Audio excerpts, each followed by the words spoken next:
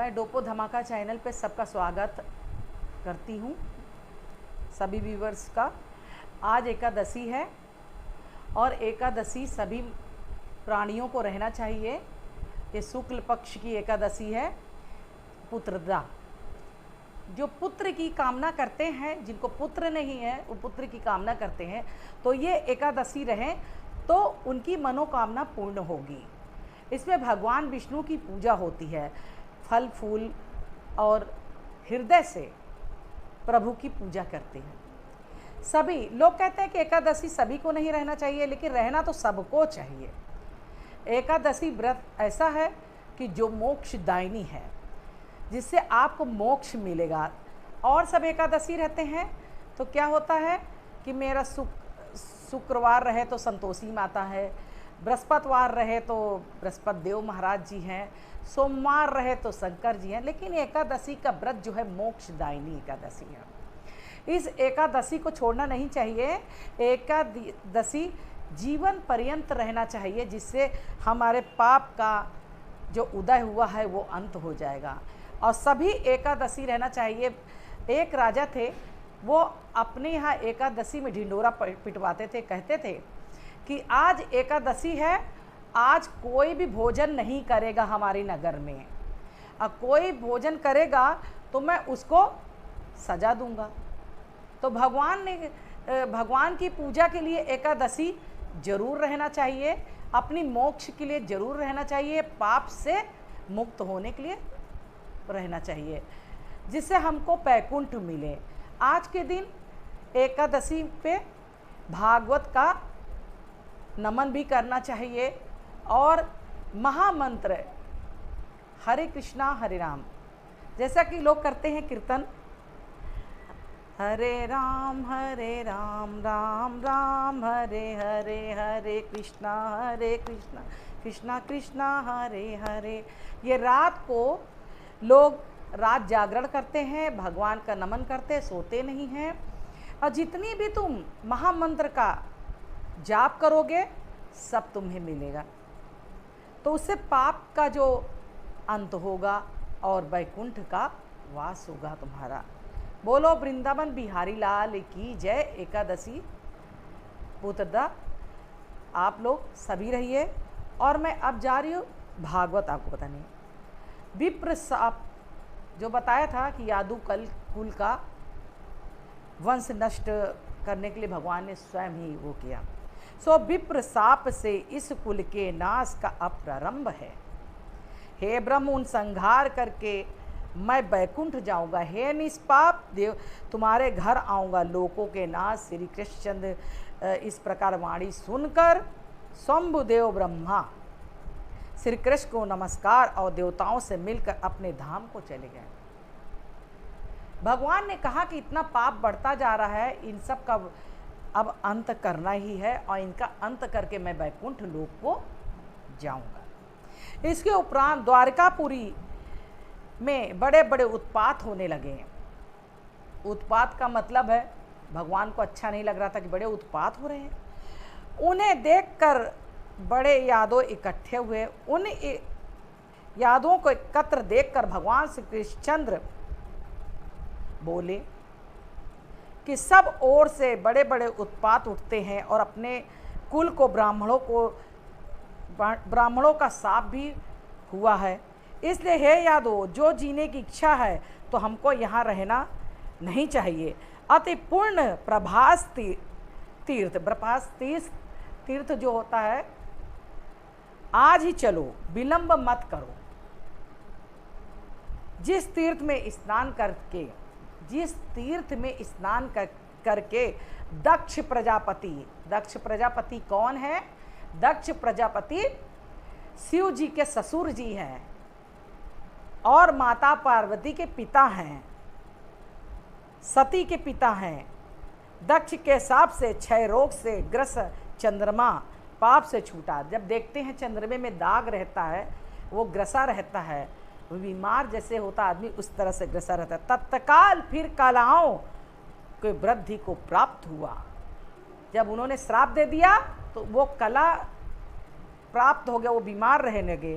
तो जब प्रभास क्षेत्र में उन्होंने नहाया, वहाँ गए, तब उनको मुक्ति मिली, तब उनको 6 रोगों से मुक्ति मिली। श्रद्धा सहित महान सत्पात्रों विषय बीज बोकर इन पापों को तरेंगे, जैसे नाव में बैठकर समुद्र को तरते हैं। श्री सुखदेव जी बोले कि हे राजा परीक्षित, इस प्रकार जब भगवान श्री कृष्ण ने आज्ञा दी, तब सब यादव भगवान की आज्ञा मान चलने के लिए तैयार हो गए। प्रभास क्षेत्र में तीर्थ जाने की इच्छा से रथ जुतवाने लगे।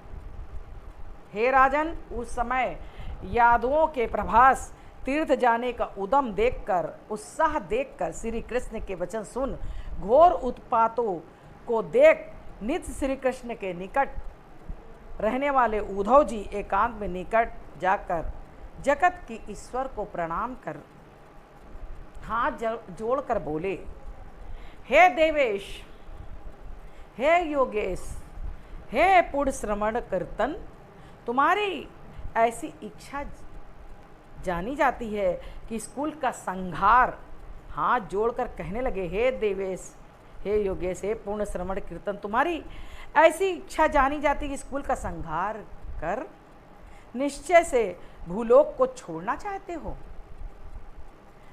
यद्यपि तुम ईश्वर संपूर्ण कार्य का समर्थ है, परंतु तुम भी विप्र शाप को निवारण नहीं दिया।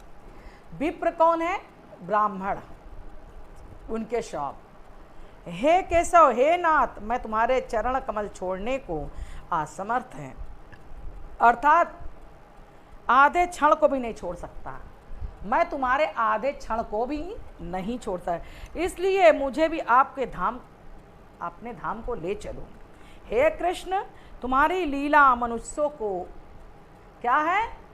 हे कृष्ण, तुम्हारी लीला मनुष्यों को परम मंगलदायक स्वर्ण इंद्री के अमृत रूप है। स्वर्ण सुनने से, अमृतमय बोलने से, इसका आस्वाद लेकर मनुष्य और भी इच्छा छोड़ देते हैं। हम तुम्हारे दिन रात्रि सेवक हैं।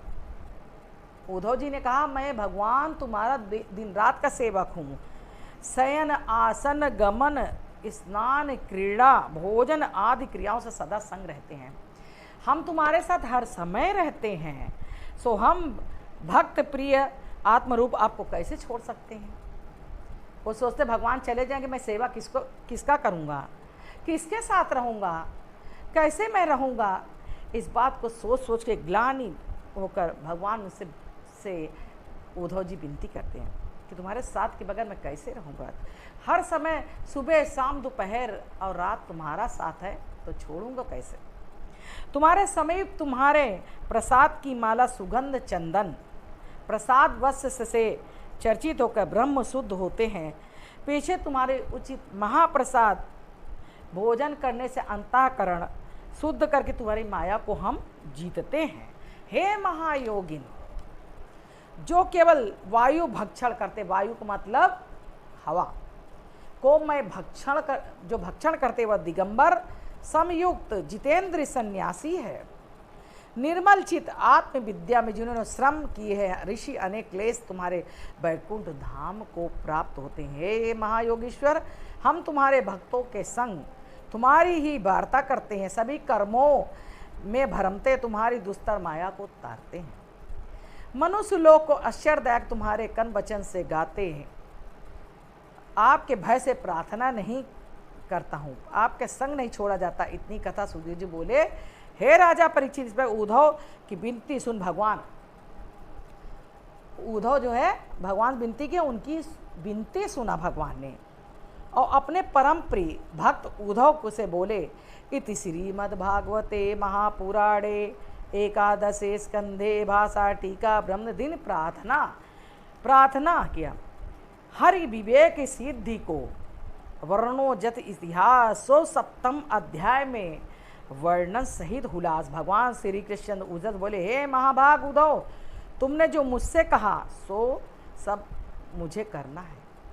जो मुझसे तुमने कहा है वो मैं करूँगा, क्योंकि ब्रह्म महादेव लोकपाल सब स्वर्ग जाने के लिए मेरी प्रार्थना कर गए हैं। सभी ने प्रार्थना किया भगवान से महादेव ने भी किया, ब्रह्मा ने भी किया कि अब प्रभु अपने धाम को जाइए। मैंने सब देव कार्य सिद्ध किया, इसके लिए ब्रह्मा जी की प्रार्थना बलदेव सहित अवतार लिया।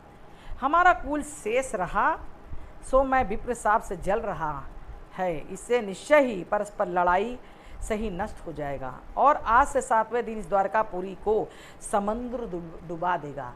मतलब जब भगवान ने ये वचन लिया कि मैं जाऊंगा, उसके बाद 7वें दिन ही द्वारिकापुरी डूब गई। जिस दिन से इस लोक को छोड़ूंगा उस दिन से मंगल नष्ट हो जाएगा। मंगल जब नष्ट होता है तो क्या होता है, चारों तरफ पाप ही पाप होता है, उपद्रव उपद्रव होता है। उसके उपरांत फिर कलयुग की प्रवृत्ति होकर सब धर्म को दूर करेगा, सबको धर्म से दूर करेगा, झूठ बोलवाएगा, पाप करवाएगा। हाँ, तो इस लोक का निरादर करेगा, सत्य को मिटा देगा, असत्य को जगा देगा, स्त्रियों को विचलित करेगा, पुरुषों को विचलित करेगा, चोरी चमारी सब कुछ होगा। हे उद्धव, तुम तो स्वजन बंधु कुटुंब का स्नेह छोड़ मेरे स्वरूप में चित्त में समदृष्टि से हो पृथ्वी का विचरण करो। इस संसार में दृष्टि मत रखना, क्योंकि वचन नेत्र संवादी करके जो ग्रहण किया है सब झूठी माया का रचा हुआ, यह मन भी मिथ्या ऐसे ही जानो। तो प्रभु ने जब देखा कि चारों तरफ उपद्रव होने लगा तो उन्होंने कहा कि मैं वैकुंठ लोक को जाऊंगा और सबका जो हमारे आश्रित हैं उनको मैं खत्म करके जाऊंगा, कि ताकि इन्हें कोई कष्ट न हो, मेरी याद न सताए, मेरा जो भजन करेगा। इन्होंने उनसे कहा कि हे प्रभु, क्या कहा बद्रीनाथ में जाके वो भगवान वहीं पे रह गए और कहा उद्धव जी से कि मैं चलता हूँ, वहीं तुमसे मिलूँगा, तुम वहीं आना। और बोलो वृंदावन बिहारी लाल की जय। हरे राम राम राम हरे हरे, हरे कृष्णा कृष्णा कृष्णा हरे हरे। आज एकादशी है, सभी को भजन करना चाहिए, भागवत पढ़ना चाहिए, एकादशी का पालन करना चाहिए।